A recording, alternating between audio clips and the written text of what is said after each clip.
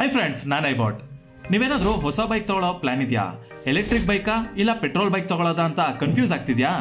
ಎರಡರಲ್ಲಿ ಯಾವುದು ನಿಮಗೆ ಕಾಸ್ಟ್ ಎಫೆಕ್ಟಿವ್? ಫ್ಯೂಯಲ್ ಮತ್ತು ಎಲೆಕ್ಟ್ರಿಸಿಟಿ ಎಕ್ಸ್ಪೆನ್ಸಸ್ ಎಷ್ಟು ಬರ್ಬೋದು? ಮೇಂಟೆನೆನ್ಸ್ ಹೆಂಗಿರುತ್ತೆ? ಲಾಂಗ್ ಟರ್ಮ್ ಸೇವಿಂಗ್ಸು ಎಷ್ಟು ಮಾಡ್ಬೋದು? ಇವೆಲ್ಲನೂ ನೀವು ತಿಳ್ಕೊಬೇಕಾ? ಹಾಗಾದ್ರೆ ಈ ವಿಡಿಯೋ ನಿಮ್ಗಾಗಿ. ಫುಲ್ ವಿಡಿಯೋ ನೋಡಿ ಒಂದು ಐಡಿಯಾ ಸಿಗುತ್ತೆ. ಮೊದಲಿಗೆ ಈ ಎರಡು ಬೈಕ್ಗಳ ಪರ್ಚೇಸ್ ಕಾಸ್ಟ್ ಹಾಗೂ ರನ್ನಿಂಗ್ ಕಾಸ್ಟ್ನ ಕಂಪೇರ್ ಮಾಡೋಣ. ಈಗ ಎಕ್ಸಾಂಪಲ್ಗೆ ಓಲಾ S1 Pro. ಈ ಬೈಕಾ? ಬೇಡ ಬಿಡಿ, ರಿಸ್ಕೇ ಬೇಡ. ಸೊ ಪಾಪ್ಯುಲರ್ ಆಗಿರೋ ಏತರ್ ಬೈಕ್ನ ತಗೊಳ್ಳೋಣ. ಬರೀ ಏತರ್ ಗಾಡಿ ಅಂತ ಅಲ್ಲ, ಎಲ್ಲ EV ಬೈಕ್ಗಳಿಗೆ ಗೌರ್ಮೆಂಟ್ ಕಡೆಯಿಂದ 10,000 ಸಬ್ಸಿಡಿ ಇದೆ ಹಾಗೂ ಏತರಲ್ಲಿ 13,000 ಅಷ್ಟು ಕ್ಯಾಶ್ ಡಿಸ್ಕೌಂಟ್ ಇದೆ. ಸೊ ಹಾಗಾಗಿ ಆನ್ ರೋಡ್ ಪ್ರೈಸ್ ಬಂದು ಬೇಸ್ ವೇರಿಯಂಟ್ ಅಪ್ರಾಕ್ಸಿಮೇಟ್ಲಿ 1,19,579 ರೂಪಾಯಿ ಇದೆ. ಇನ್ನು ಪೆಟ್ರೋಲ್ ಗಾಡಿ ಅಂದ್ರೆ ಹೋಂಡಾ ಡಿಯೋ ತಗೊಳ್ಳೋಣ. ಇದಕ್ಕೆ ಯಾವುದೇ ರೀತಿಯ ಡಿಸ್ಕೌಂಟ್ ಇಲ್ಲ ಅಥವಾ ಸಬ್ಸಿಡಿ ಕೂಡ ಇಲ್ಲ. ಸೊ ನೀವೇ ಇನ್ನ ರೋಡ್ ಟ್ಯಾಕ್ಸ್ ಎಲ್ಲ ಸರ್ಕಾರಕ್ಕೆ ಕಟ್ಟಿ ಆಲ್ಮೋಸ್ಟ್ 98,070 ರೂಪಾಯಿ ಆಗುತ್ತೆ ಈ ಬೇಸ್ ವೇರಿಯಂಟ್ಗೆ. ಇದ್ರಲ್ಲಿ ನೋಡಿದ್ರೆ EV ಬೈಕ್ ಗಿಂತ ಪೆಟ್ರೋಲ್ ಬೈಕ್ಗೆ ಬೈಯಿಂಗ್ ಕಾಸ್ಟ್ ಅನ್ನೋದು ಕಡಿಮೆನೇ ಇದೆ. ಈಗ ರನ್ನಿಂಗ್ ಕಾಸ್ಟ್ ಎಷ್ಟು ಬರುತ್ತೆ ಅಂತ ನೋಡೋಣ. ಇವತ್ತಿಗೆ ಹಲವು ರಾಜ್ಯಗಳಲ್ಲಿ ಹೆಚ್ಚು ಕಮ್ಮಿ 100 ರೂಪಾಯಿ ಪರ್ ಲೀಟರ್ ಪೆಟ್ರೋಲ್ ಪ್ರೈಸ್ ಇದೆ ಮತ್ತು ಡಿಯೋ ಬೈಕ್ ಆವರೇಜ್ ಆಗಿ 40ರಿಂದ 45 ಕಿಲೋಮೀಟರ್ ಪರ್ ಲೀಟರ್ ಮೈಲೇಜ್ ಕೊಡುತ್ತೆ. ತಿಂಗಳಿಗೆ ನೀವೇನಾದ್ರೂ 1000 ಕಿಲೋಮೀಟರ್ ಓಡಿಸ್ತೀರಾ ಅಂದ್ರೆ ವರ್ಷಕ್ಕೆ 12,000 ಕಿಲೋಮೀಟರ್ ಆಗುತ್ತೆ. ಸೊ 1 ಕಿಲೋಮೀಟರ್ಗೆ ಪೆಟ್ರೋಲ್ ಖರ್ಚು ಬಂದು 2.5 ರೂಪಾಯಿ ಆಗುತ್ತೆ. ಹಂಗೆ ನಾವು 12,000 ಕಿಲೋಮೀಟರ್ ಇಂಟು 2.5 ರೂಪಾಯಿ ಮಲ್ಟಿಪ್ಲೈ ಮಾಡಿದ್ರೆ ವರ್ಷಕ್ಕೆ ಏನಿಲ್ಲ ಅಂದ್ರೂ 30,000 ರೂಪಾಯಿ ಅಷ್ಟು ಪೆಟ್ರೋಲ್ ಹಾಕ್ಸಿರ್ತೀವಿ. ಅದೇ ಈಗ EV ಬೈಕ್ನ ನೋಡುವ. EV ಬೈಕ್ ಎರಡು ರೀತಿಯಲ್ಲಿ ಚಾರ್ಜ್ ಮಾಡ್ತೀವಿ. ಒಂದು ಮನೆಯಲ್ಲಿ ಚಾರ್ಜ್ ಮಾಡ್ತೀವಿ, ಇಲ್ಲಾಂದ್ರೆ ನಾವೇನಾದ್ರೂ ಮನೆಯಿಂದ ಆಚೆ ಹೋದ್ರೆ ಔಟ್ಸೈಡ್ ಎಕ್ಸ್ಟರ್ನಲ್ ಚಾರ್ಜಿಂಗ್ ಸ್ಟೇಷನ್ ಅಲ್ಲಿ ಚಾರ್ಜ್ ಮಾಡ್ತೀವಿ. ಒಂದ್ಸಲಿ ಫುಲ್ ಟೈಮ್ ಚಾರ್ಜ್ ಮಾಡಕ್ಕೆ 3.5 ಯೂನಿಟ್ ಎಲೆಕ್ಟ್ರಿಸಿಟಿ ಬೇಕಾಗುತ್ತೆ ಅಂತ ಹೇಳಿದ್ದಾರೆ. ಅದರ ಬೆಲೆ 20ರಿಂದ 25 ರೂಪಾಯಿ ಆಗುತ್ತೆ. So one time full charge ಮಾಡಿದ್ರೆ 80 ಕಿಲೋಮೀಟರ್ ಅಷ್ಟು ರೇಂಜ್ ಬರುತ್ತೆ. ಸೊ ಈಗ 12,000 ಕಿಲೋಮೀಟರ್ ಅಲ್ಲಿ ಹೆಚ್ಚು ಕಮ್ಮಿ 9,000 ಕಿಲೋಮೀಟರ್ ಅಷ್ಟು ಮನೆಯಲ್ಲೇ ಚಾರ್ಜ್ ಮಾಡ್ತೀರಾ ಅಂತ ಅನ್ಕೊಳ್ಳೋಣ. 9,000 kilometre divided by 80 kilometres into 25 rupees ಅಂದ್ರೆ ಹೆಚ್ಚು ಕಮ್ಮಿ 2,812 ರೂಪಾಯಿ ಆಗುತ್ತೆ ನೀವು ಮನೇಲೆ ಚಾರ್ಜ್ ಮಾಡಿದ್ರೆ. ಇನ್ನ ಮಿಕ್ಕಂತಹ 3,000 ಕಿಲೋಮೀಟರ್ ಅಷ್ಟು ಎಕ್ಸ್ಟರ್ನಲ್ ಚಾರ್ಜಿಂಗ್ ಸ್ಟೇಷನ್ ಅಲ್ಲಿ ಚಾರ್ಜ್ ಮಾಡಿದ್ರೆ 1 ಕಿಲೋಮೀಟರ್ಗೆ 0.7 ಪೈಸೆ ಅಷ್ಟು ಚಾರ್ಜ್ ಆಗುತ್ತೆ. ಸೊ 3,000 ಕಿಲೋಮೀಟರ್ ಇಂಟು 0.7 ರೂಪೀಸ್ನ ಮಲ್ಟಿಪ್ಲೈ ಮಾಡಿದಾಗ ನಮಗೆ 2,100 ರೂಪಾಯಿ ಅಂತ ಲೆಕ್ಕ ಸಿಗುತ್ತೆ. ಸೊ ಓವರ್ ಆಲ್ ಆಗಿ ಒಂದು ವರ್ಷಕ್ಕೆ ಎಷ್ಟು ಅಂತ ನೋಡಿದ್ರೆ ಹೆಚ್ಚು ಕಮ್ಮಿ 4,912 ರೂಪಾಯಿ ಆಗುತ್ತೆ. ನಾವು ರೌಂಡ್ ಫಿಗರ್ ಆಗಿ 5,000 ಅಂತ ಇಟ್ಕೊಳ್ಳೋಣ.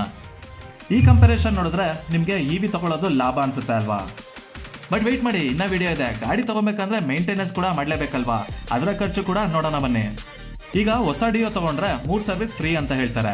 ಆದ್ರೂ ಅವರು ನಮಗೆ 700 ರೂಪಾಯಿ ಅಷ್ಟು ಚಾರ್ಜ್ ಮಾಡೇ ಮಾಡ್ತಾರೆ. ಅದಾದ್ಮೇಲೆ ಸರ್ವಿಸ್ ಲೆಕ್ಕ ಅಂದ್ರೆ engine oil, spark plug, clutch plate, brake pad, maintenance ಹಿಂಗೆಲ್ಲ ನೋಡಿದ್ರೆ ವರ್ಷಕ್ಕೆ ಏನಿಲ್ಲ ಅಂದ್ರೂ 10,000 ರೂಪಾಯಿ ಆಗುತ್ತೆ ಅಂತ ಅನ್ಕೊಳ್ಳೋಣ. ಈಗ EV ಬೈಕ್ಗಳಿಗೆ ಎವ್ರಿ 5,000 ಕಿಲೋಮೀಟರ್ಗೆ ಸರ್ವಿಸ್ ಅಂತಾರೆ. ಈ ಗಾಡಿಗೆ ಇಂಜಿನ್ ಆಯಿಲ್ ಹಾಕೋದು ಬೇಡ, ಸ್ಪಾರ್ಕ್ ಪ್ಲಗ್ ಚೇಂಜ್ ಮಾಡಬೇಕು ಅನ್ನೋ ಟೆನ್ಷನ್ ಬೇಡ. ಆದ್ರೂ ಇಲ್ಲಿ ಬ್ಯಾಟ್ರಿ ಮತ್ತು ಮೋಟರ್ ಇರುತ್ತೆ. ಡಿಸ್ಕ್ ಆಯಿಲ್ ಚೇಂಜ್ ಮಾಡಬೇಕು, ಆ ಇನ್ಸ್ಪೆಕ್ಷನ್ ಈ ಇನ್ಸ್ಪೆಕ್ಷನ್ ಅನ್ಕೊಂಡ್ರು ವರ್ಷಕ್ಕೆ ಏನಿಲ್ಲ ಅಂದ್ರೂ 5,000 ರೂಪಾಯಿ ಅಂತೂ ಮಿಸ್ ಇಲ್ದಂಗೆ ಆಗೇ ಆಗುತ್ತೆ. ಸೊ ಈ ಕಂಪ್ಯಾರಿಸನ್ ಅಲ್ಲಿ ನೋಡಿದ್ರೆ EVನ ಟಾಪ್ ಅಲ್ಲಿ ಬಂತು. ಬಟ್ ವೆಯ್ಟ್ ಮಾಡಿ, ಇನ್ನ ಬಾಕಿ ಇದೆ. ಪೆಟ್ರೋಲ್ ಬೈಕ್ ಅಂದ್ರೆ ಇಂಜಿನ್ ಹೇಗೆ ಮುಖ್ಯನೋ ಹಾಗೆ EV ಬೈಕ್ಗೆ ಬ್ಯಾಟ್ರಿ ಮುಖ್ಯ. ಈಗ ಪೆಟ್ರೋಲ್ ಬೈಕ್ ಅಂದ್ರೆ ಒಂದು 15 ವರ್ಷ ಬರುತ್ತೆ ಅಂತ ಅನ್ಕೊಳ್ಳೋಣ. ಅದು ಕೂಡ ಚೆನ್ನಾಗಿ ಮೇಂಟೈನ್ ಮಾಡ್ಕೊಂಡು ಬಂದಿದ್ರೆ, ಇಲ್ಲ ಅಂದ್ರೆ 10 ವರ್ಷ ಬರೋದೇ ಹೆಚ್ಚಾಗುತ್ತೆ. ಬಟ್ EV ಬೈಕ್ಗೆ ಶೋರೂಮ್ ಅವರೇ ಹೇಳ್ತಾರೆ ಜಸ್ಟ್ 4ರಿಂದ 5 ವರ್ಷ ಬ್ಯಾಟ್ರಿ ಬಾಳಿಕೆ ಬರುತ್ತೆ ಅಂತ. ಈ ಲಿಥಿಯಂ ಅಯಾನ್ ಬ್ಯಾಟ್ರಿಗಳು ಕಾಳ ಕಳೆದಂಗೆ ಅದರ ಪವರ್ ಕೂಡ ಕಡಿಮೆ ಆಗ್ತಾ ಬರುತ್ತೆ. ಎಕ್ಸಾಂಪಲ್ಗೆ ನಿಮ್ಮ ಫೋನೇ ನೋಡಿ, ಬ್ಯಾಟ್ರಿ ಹೇಗೆ ಹೊಸದ್ರಲ್ಲಿ ಫಾಸ್ಟ್ ಚಾರ್ಜಿಂಗ್, ವಾಚ್ ಚಾರ್ಜಿಂಗ್ ಅಂತ ಆಗ್ತಾ ಇರುತ್ತೋ ವರ್ಷ ಕಳೆದಂತೆ ಅದರ ಪವರ್ ಕೂಡ ಕಡಿಮೆ ಆಗ್ತಾ ಹೋಗುತ್ತೆ. ಒಂದ್ಸಲಿ 100% ತೋರಿಸ್ತಿರುತ್ತೆ, ಇದ್ದಕ್ಕಿದ್ದಂಗೆ 30%ಗೆ ಕೆಳಗೆ ಬಿದ್ದೋಗಿರುತ್ತೆ. ಸೇಮ್ ಹಂಗೇನೆ ಈ EV ಬ್ಯಾಟ್ರಿಗಳು ಕೂಡ ಕೆಲಸ ಮಾಡ್ತವೆ. ಒಂದೊಂದ್ಸಲಿ ಸ್ಪೀಡೋಮೀಟರ್ ಅಲ್ಲಿ 80 ಕಿಲೋಮೀಟರ್ ಅಷ್ಟು ರೇಂಜ್ ಇದೆ ಅಂತ ತೋರಿಸ್ತಿದ್ರೆ ಇದ್ದಕ್ಕಿದ್ದಂಗೆ ಅದು 30 ಕಿಲೋಮೀಟರ್ ಆಗ್ಬಿಟ್ಟಿರುತ್ತೆ. ನೀವು ಎಷ್ಟು ಅಂತ ಸರ್ವಿಸ್ ಸೆಂಟರ್ಗೆ ಹೋಗಿ ಸರ್ವಿಸ್ ಮಾಡಿಸಿದ್ರು ಕೂಡ ಅವರು ನಾರ್ಮಲ್ ಆಗಿ ನಟ್ಟು ಬೋಲ್ಟು ಮತ್ತು ಟೈಟ್ ಮಾಡಿ ಕಳಿಸ್ತಿರ್ತಾರೆ. ಬಟ್ ಬ್ಯಾಟ್ರಿನ ನೀವೇ ಫೋರ್ಸ್ ಮಾಡಿ ಬ್ಯಾಟ್ರಿ ಚೇಂಜ್ ಮಾಡಪ್ಪ ಗುರುವೆ ಅಂತ ಕೇಳ್ಕೊಂಡಾಗ ಅವರು ಬ್ಯಾಟ್ರಿ ಚೇಂಜ್ ಮಾಡ್ತಾರೆ. ಸೊ ಈಗ ನೀವು ಬ್ಯಾಟ್ರಿ ರಿಪ್ಲೇಸ್ಮೆಂಟ್ ಪ್ರೈಸ್ ಎಷ್ಟು ಬರುತ್ತೆ ಅಂತ ನೋಡಿದ್ರೆ ಅದು ಯೂಶಲ್ ಆಗಿ ಗಾಡಿ ವ್ಯಾಲ್ಯೂನ ಅರ್ಧ ರೇಟ್ ಅಷ್ಟು ಇರುತ್ತೆ. ಯೂಶಲಿ ರಿಪ್ಲೇಸ್ಮೆಂಟ್ ಬ್ಯಾಟ್ರಿ ಪ್ರೈಸ್ ಬಂದು 50ರಿಂದ 60,000 ರೂಪಾಯಿ ಆಗಿರುತ್ತೆ. ಮ್ಯಾನುಫ್ಯಾಕ್ಚರರ್ಸ್ ಏನು ಹೇಳ್ತಾರೆ ಅಂದ್ರೆ ಟೆಕ್ನಾಲಜಿ ಇಂಪ್ರೂವ್ ಆಗ್ತಾ ಇನ್ನ ಚೀಪ್ ಆಗಿ ಬ್ಯಾಟ್ರಿ ಸಿಗುತ್ತೆ, ಟೆನ್ಷನ್ ತಗೊಂಬೇಡಿ ಅಂತ. ಬಟ್ ಅದು ಫ್ಯೂಚರ್ ಕತೆ, ಈಗ ಬೇಡ ಬಿಡಿ. ಈಗ ನಾವು ಎರಡನ್ನು ಸೈಡ್ ಬೈ ಸೈಡ್ ಅಲ್ಲಿ ಇಟ್ಟು ಕಂಪೇರ್ ಮಾಡಿ ನೋಡೋಣ. ಡಿಯೋನ ನಾವು ಹೆಚ್ಚು ಕಮ್ಮಿ 1 ಲಕ್ಷಕ್ಕೆ ತಗೊಂಡಿರ್ತೀವಿ. ಇದಕ್ಕೆ ಪ್ರತಿ ವರ್ಷ ಹೆಚ್ಚು ಕಮ್ಮಿ 30,000 ಅಷ್ಟು ಪೆಟ್ರೋಲ್ ಹಾಕ್ಸಿರ್ತೀವಿ. ಹಂಗೆ 10 ವರ್ಷ ಲೆಕ್ಕ ನೋಡಿದ್ರೆ 3 ಲಕ್ಷ ರೂಪಾಯಿ ಅಷ್ಟು ಪೆಟ್ರೋಲ್ ಹಾಕ್ಸಿರ್ತೀವಿ. ಮೇಂಟೆನೆನ್ಸ್ ಕಾಸ್ಟ್ 10 ವರ್ಷಕ್ಕೆ 1 ಲಕ್ಷ ರೂಪಾಯಿ ಆಗಿರುತ್ತೆ. ಇವೆಲ್ಲ ನೋಡಿದ್ರೆ 10 ವರ್ಷದಲ್ಲಿ ಡಿಯೋ ಗಾಡಿಯಿಂದ ನಿಮ್ಗೆ ಹೆಚ್ಚು ಕಮ್ಮಿ 5 ಲಕ್ಷ ರೂಪಾಯಿ ಅಷ್ಟು ಖರ್ಚು ಬಂದಿರುತ್ತೆ. ಅದೇ ಏತರ್ EV ಗಾಡಿನ 1,20,000 ಕೊಟ್ಟು ಪರ್ಚೇಸ್ ಮಾಡಿರ್ತೀರಾ. ಇನ್ನು ಇವಿ ಚಾರ್ಜು 10 ವರ್ಷಕ್ಕೆ 50,000 ರೂಪಾಯಿ ಆಗಿರುತ್ತೆ. ಮೇಂಟೆನೆನ್ಸ್ ವರ್ಷಕ್ಕೆ 5,000 ರೂಪಾಯಿ ಅಂತ ಅಂದ್ರು, 10 ವರ್ಷಕ್ಕೆ ಏನಿಲ್ಲ ಅಂದ್ರೂ 50,000 ರೂಪಾಯಿ ಅನ್ಕೊಳ್ಳೋಣ. ಈಗ 3 ವರ್ಷಕ್ಕೆ ಒಮ್ಮೆ ಬ್ಯಾಟರಿ ರಿಪ್ಲೇಸ್ಮೆಂಟ್ ಅಂತ ಲೆಕ್ಕ ಹಾಕೊಂಡ್ರು 10 ವರ್ಷಕ್ಕೆ 1,80,000 ರೂಪಾಯಿ ಅಷ್ಟು ಖರ್ಚಾಗಿರುತ್ತೆ. ಸೊ ಟೋಟಲ್ ಆಗಿ ಹೆಚ್ಚು ಕಮ್ಮಿ 4 ಲಕ್ಷ ರೂಪಾಯಿ ಅಷ್ಟು ಖರ್ಚಾಗಿರುತ್ತೆ ಇವಿ ಗಾಡಿಯಿಂದ. ಈಗ ನೋಡಿದ್ರಲ್ಲ ಸ್ನೇಹಿತರ, ನಿಮಗೆ ಕ್ಲಿಯರ್ ಆಗಿ ಪಿಕ್ಚರ್ ಸಿಗುತ್ತೆ ಅಲ್ವಾ? ನಂಬರ್ ವೈಸ್ ಹಾಗೂ ಲಾಂಗ್ ಟರ್ಮ್ ಯೂಸೇಜ್ ಇಂದ ನೋಡಿದ್ರೆ ಪೆಟ್ರೋಲ್ ಬೈಕಿಗಿಂತ ಇವಿ ಬೈಕ್ ಇಂದಾನೆ ನಿಮಗೆ ಹೆಚ್ಚು ಲಾಭ ಸಿಗುತ್ತೆ. ಇವಿ ಬೈಕು ಸೈಲೆಂಟು, ಸ್ಮೂತು ಹಾಗೂ ಟಾರ್ಕ್ ಅಂತೂ ಜಾಸ್ತಿ ಇದೆ. ಸ್ವಲ್ಪ ಕೊಟ್ರೆ ಸಾಕು ನುಗ್ಗುತ್ತೆ ಗಾಡಿ. ಆದ್ರೆ ಇಲ್ಲಿ ಪ್ರಾಬ್ಲಮ್ ಮತ್ತು ಟೆನ್ಷನ್ ಕೊಡೋದು ಯಾವುದು ಅಂದ್ರೆ ಇದರ ರೇಂಜು.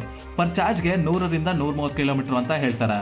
ಬೆಂಗಳೂರಿನಂತಹ ಸಿಟಿ ಒಳಗಡೆ ಓಕೆ, ಬಟ್ ಅಪ್ಪಿತಪ್ಪಿ ಸ್ವಲ್ಪ ಔಟ್ಸ್ಕರ್ಟ್ಸ್ ಹೋದ್ರೆ ಚಾರ್ಜಿಂಗ್ ಸ್ಟೇಷನ್ ಹುಡುಕ್ತಾ ಹೋಗ್ಬೇಕು, ಅದೊಂದು ತಲೆನೋವಾಗುತ್ತೆ. ಆದರೆ ಇಲ್ಲಿ ಪೆಟ್ರೋಲ್ ಬೈಕ್ಸ್ಗೆ ಲಾಂಗ್ ಡಿಸ್ಟೆನ್ಸ್ಗೆ ಪರ್ಫೆಕ್ಟ್ ಚಾಯ್ಸು. ಯಾವಾಗ ಬೇಕಾದರೂ ರಿಫಿಲ್ ಮಾಡ್ಬೋದು. ಪೆಟ್ರೋಲ್ ಖಾಲಿ ಆಗೋದ್ರೆ ಸಾಕು, ಇನ್ನೊಂದು ಗಾಡೀಲಿ ಹೋಗಿ ಪೆಟ್ರೋಲ್ ತೊಗೊಂಬಂದು ತುಂಬಿಸ್ಕೊಂಡು ಹೋಗ್ತಾ ಇರ್ಬೋದು. ಹಾಗೂ ಆಲ್ಮೋಸ್ಟ್ ಎಲ್ಲ ಗ್ಯಾರೇಜ್ಗಳಲ್ಲೂ ಪೆಟ್ರೋಲ್ ಗಾಡಿಗಳನ್ನ ರಿಪೇರಿ ಮಾಡ್ತಾರೆ.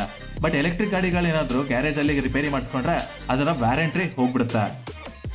ಇನ್ನು ರೀಸೇಲ್ ವ್ಯಾಲ್ಯೂ ಹೆಂಗಪ್ಪ ಇದ್ರದ್ದು ಅಂತ ನೋಡಿದ್ರೆ ಪೆಟ್ರೋಲ್ ಬೈಕ್ಗೆ ರೀಸೇಲ್ ವ್ಯಾಲ್ಯೂ ಜಾಸ್ತಿನೇ ಇರುತ್ತೆ. ಆದರೆ ಎಲೆಕ್ಟ್ರಿಕ್ ಬೈಕ್ಗಳು ಹೊಸದಾಗಿ ಮಾರ್ಕೆಟ್ಗೆ ಬರ್ತಾನೆ ಇರುತ್ತೆ. ವರ್ಷಕ್ಕೆ ಒಂದೇ ರೀತಿಯ ಎಲೆಕ್ಟ್ರಿಕ್ ಬೈಕ್ ಕೂಡ ಇರೋದಿಲ್ಲ. ಎಷ್ಟೋ ಥರದ ವಿಧವಾದ ಎಲೆಕ್ಟ್ರಿಕ್ ಬೈಕ್ಗಳಿರುತ್ತೆ. ಸೊ ರೀಸೇಲ್ ವ್ಯಾಲ್ಯೂ ಕಡಿಮೆನೇ ಇದೆ.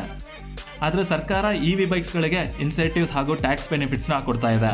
ಸದ್ಯಕ್ಕೆ ಇಲ್ಲದೆ ಇದ್ರೂ ಫ್ಯೂಚರ್ನಲ್ಲಿ ಎಲೆಕ್ಟ್ರಿಕ್ ವಾಹನಗಳನ್ನ ತಗೊಳ್ಳೋದು ಉತ್ತಮ ಅಂತ ಹೇಳ್ಬೋದು. ಇನ್ನು ಫೈನಲ್ ವರ್ಡಿಕ್ಟ್ ಏನಪ್ಪಾ ಅಂತಂದ್ರೆ, ನೀವು ಡೈಲಿ ಸಿಟಿ ರೈಡ್ ಮಾಡ್ತಾ ಇದ್ರೆ, ಆಫೀಸ್ಗೆ ಹೋಗಬೇಕು, 30ರಿಂದ 40 ಕಿಲೋಮೀಟರ್ ಅಷ್ಟು ಟ್ರಾವೆಲ್ ಮಾಡ್ತೀರಾ ಅಂದ್ರೆ ಇವಿ ತಗೊಳ್ಳೋದು ಒಳ್ಳೇದು. ಸ್ವಲ್ಪ ಲಾಂಗ್ ಡ್ರೈವ್ ಹೋಗಬೇಕು, ಚಾರ್ಜಿಂಗ್ ಸ್ಟೇಷನ್ನಲ್ಲಿ ಚಾರ್ಜ್ ಆಗೋವರೆಗೂ ವೆಯ್ಟ್ ಮಾಡೋ ಟೆನ್ಷನ್ ಬೇಡಪ್ಪ ಅಂದ್ರೆ ಪೆಟ್ರೋಲ್ ಬೈಕ್ ತಗೊಳ್ಳೋದು ಬೆಸ್ಟ್ ಇರುತ್ತೆ. ನೋಡಿದ್ರಲ್ಲ ಸ್ನೇಹಿತರೆ, ಇವಿ ಮತ್ತು ಪೆಟ್ರೋಲ್ ಬೈಕ್ನ ಕಂಪ್ಯಾರಿಸನ್. ನಿಮಗೆ ಯಾವ ಬೈಕು ಬೆಸ್ಟು ಅಂತ ಕಮೆಂಟ್ ಬಾಕ್ಸ್ನಲ್ಲಿ ತಿಳಿಸಿ ಅಂತ ಹೇಳ್ತಾ ಮುಂದಿನ ವಿಡಿಯೋಲಿ ಸಿಗ್ತೀನಿ. ಧನ್ಯವಾದಗಳು.